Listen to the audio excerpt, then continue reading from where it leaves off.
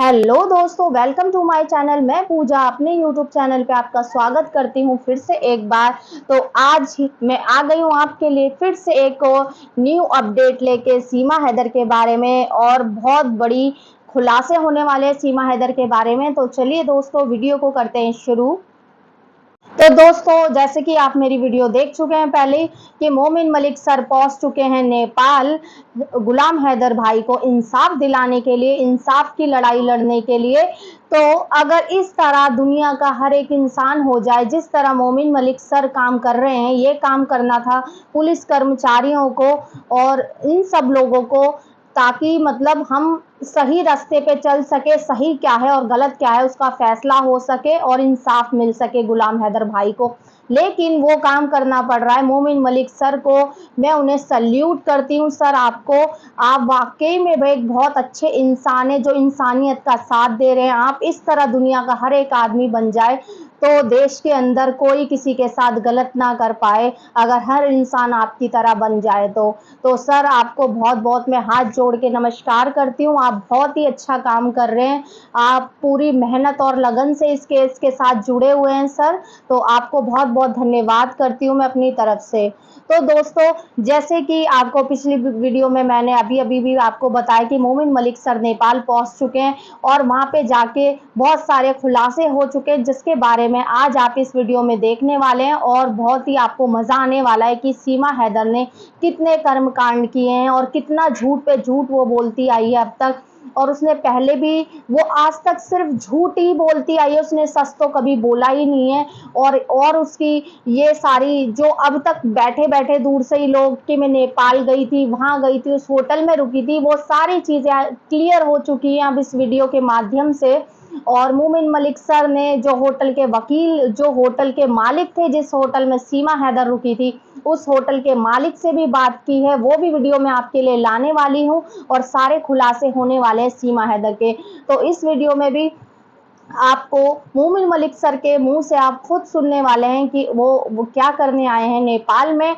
और सीमा हैदर बिताने वाली है 5 साल इंडिया की जेल में, भारत की जेल में। वो वीडियोस बनाएगी और वहां पे अपना एंजॉय करेगी, क्योंकि वो फोन के बिना तो रह ही नहीं सकती है। और वहां पे वो खाएगी चीज पिज्जा, जो उसे बहुत पसंद है। ठीक है ना दोस्तों।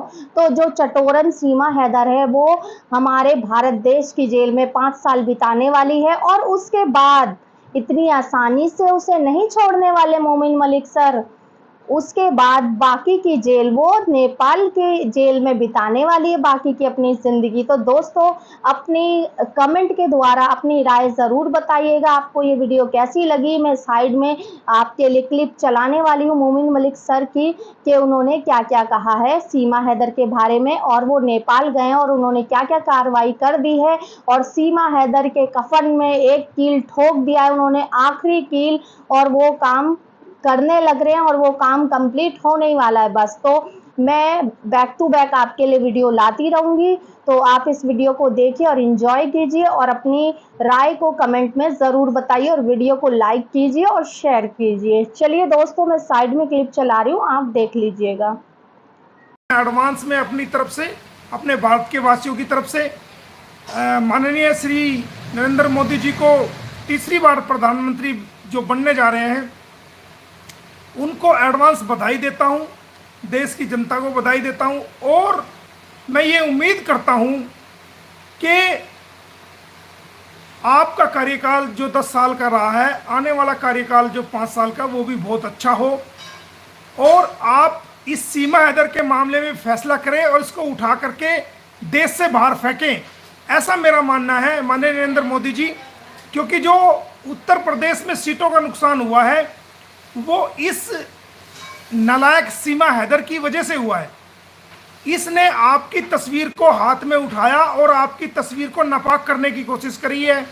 योगी जी की तस्वीर को उठाया, उसको नापाक करने की कोशिश करी है, जिससे बहुत सारे लोग जो सीमा हैदर को भारत में देखना नहीं चाहते, इसकी गंदी हरकतों की वजह से, कि ये भारतीय लोगों को गालियां दे रही है, भारत की बहनों को गाली दे रही है, भारत के वकीलों को गालियां दे रही है, गंद मचा रही है, अश्लीलता फैला रही है और हमारी संस्कृति को खराब कर रही है। तो कुछ लोग इस वजह से नाराज हुए और जिसकी वजह से कुछ सीटें कम आई। इसका कारण जो है, ये सिर्फ ये सीमा हैदर ही है जो उत्तर प्रदेश में जो है वो पार्टी को काफ़ी नुकसान हुआ। तो मैं भारत सरकार से पुनः अपने भारतीयों की तरफ से, अपनी तरफ से ये हाथ जोड़ के अपील करना चाहूँगा कि जैसे ही सरकार बने इसको ऐसे निकाल, इसको इसकी बेल कैंसिल करें और इसको जेल डाले और इसको यहाँ से ऐसे फेंके जैसे दूध में से निकाल के मक्खी फेंक देते हैं। बाकी इंतजाम मैंने इसका कर दिया और करने लग रहा हूँ। इसके जो इसने भारतीय कानून का उल्लंघन किया है उसमें आखिरी कील कानूनी रूप से मैं ठोकने जा रहा हूँ। मैंने इसको पहले भी कहा था कि तू पर्सनल अटैक मत करना, एक केस की तरह केस लड़ जैसे केस लड़े जाते हैं, और भारतीय वकील को ललकारेगी तो तेरे लिए सेहत के लिए ठीक नहीं होगा। तो अब नेपाल की धरती पर हमने कानूनी रूप से इसकी कफन में आखिरी कील ठोकने का काम हमने कर दिया है।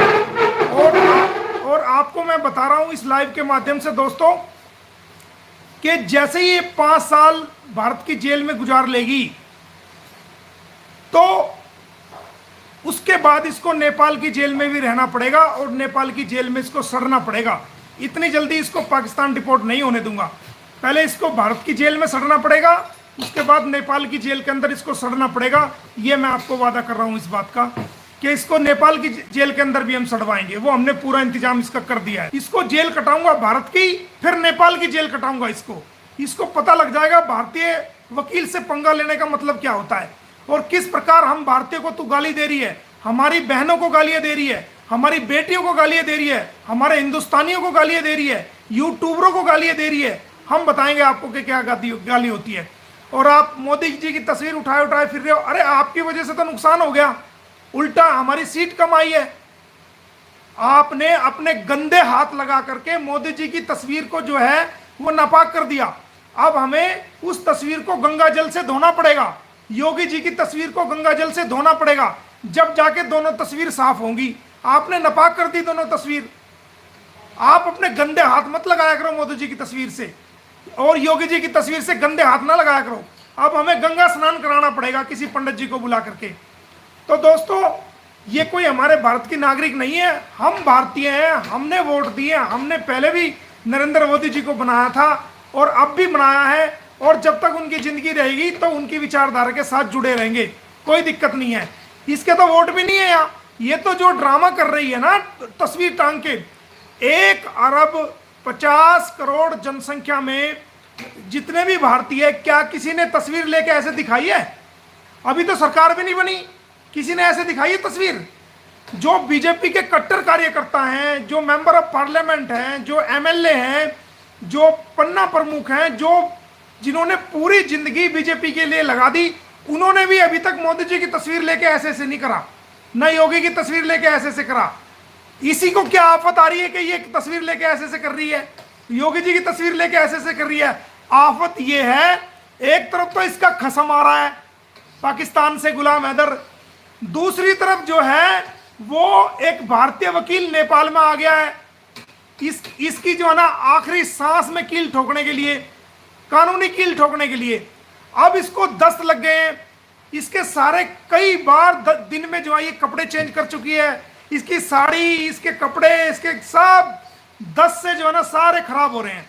ना रात को नींद आती है, ना दिन में चैन आता है, ना इसके भैया को चैन आता है, ना इसके सचिन जो इलीगल फ्रेंड है उसको चैन आता है। अब इसको पता है तू जेल जाएगी, तेरे बच्चे भी जाएंगे। अब ये परेशान हो रही है। अब उस परेशानी में मैंने आपको पहले ही कहा था बहुत टाइम पहले कि एक टाइम वो आएगा कि ये बंदी अपने कैरेक्टर से बहुत नीचे गिरेगी और ये ऐसे ऐसे इल्जाम लगाएगी कि जिसके ना सर है ना पैर है। अभी तो आने वाले टाइम में आप देखोगे, अभी तो सिर्फ घरों पर कब्जे की बात की कर रही है।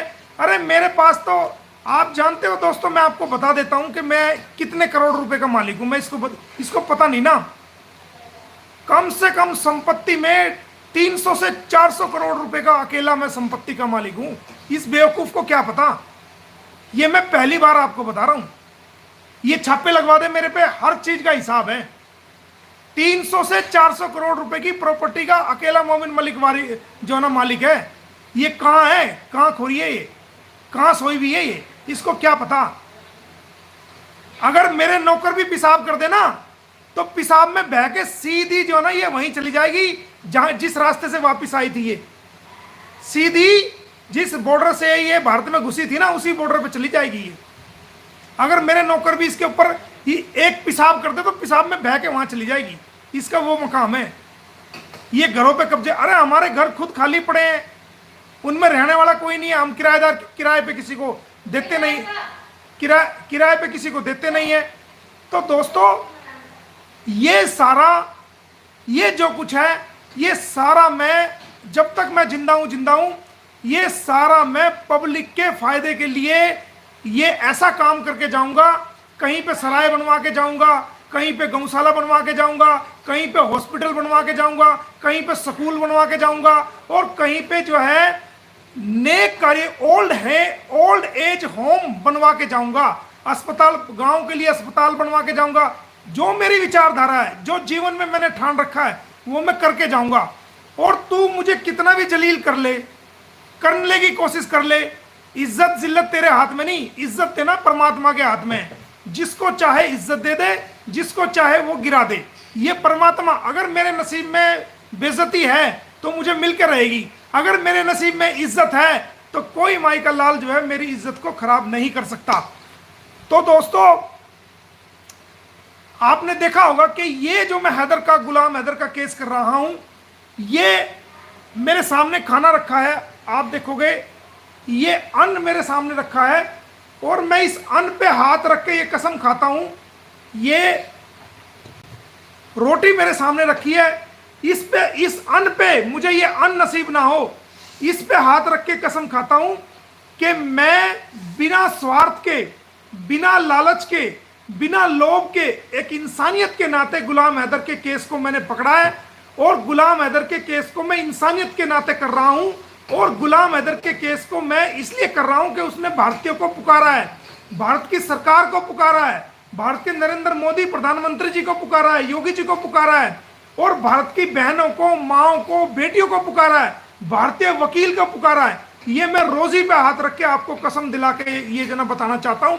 और एक चवन्नी भी आज तक मैंने ना तो अंसार बरनी ट्रस्ट ने मुझे दी है, ना किसी पाकिस्तान सरकार ने दी है, ना गुलाम हैदर ने मुझे दी है। अब तक कम से कम 4 से 5 लाख रुपए इंडियन रुपए में गुलाम हैदर के केस में, मुझे बताना नहीं चाहिए लेकिन मैं आपको बता देता हूं, 4 से 5 लाख रुपए मैं अपनी जेब से अब तक लगा चुका हूं, वो सिर्फ इंसानियत के लिए। मुझे कोई लालच नहीं है और ना मुझे लालच होगा, ना मुझे चवन्नी चाहिए। चाहे मुझे गोली लग जाए, चाहे मैं जिंदा रहूं या ना रहूं, चाहे मेरी रेपुटेशन का ये जो मर्जी कर दे, मेरे ऊपर बलात्कार जैसे आरोप लगा दें, चोरी, जो इनसे कर सकते हैं वो लगा लें, ना मैं बिकूंगा, ना मैं झुकूंगा, और ना मैं इनसे डराऊं और ना मैं इनसे डरूंगा। इस इंसानियत के केस को पूरा करके, कंप्लीट करके, हम भारतीयों की जो पुकार है, हम भारतीयों ने जो वादा किया है इंसानियत के नाते, उसको मैं पूरा करके रहूंगा, ये मैं आपको बता देता हूं। और मेरा नेपाल आने का मकसद क्या है, आपको पता ही है कि क्या मकसद है नेपाल आने का। इसको मैं भारत की जेल में तो सड़ेगी, इसको इतनी आसानी से मैं पाकिस्तान नहीं जाने दूंगा। इसको भारत के बाद नेपाल की जेल के अंदर इसको सड़ना पड़ेगा, और हो सकता है पूरी जिंदगी ये नेपाल की जेल के अंदर सड़े। ऐसा काम मैंने कर दिया है, और ऐसी कील इसके कफन में मैंने ठोक दी है, और ये आखिरी कील साबित होगी। इसको पता लग जाएगा भारतीय क्या चीज है, हमें क्या समझ रही है।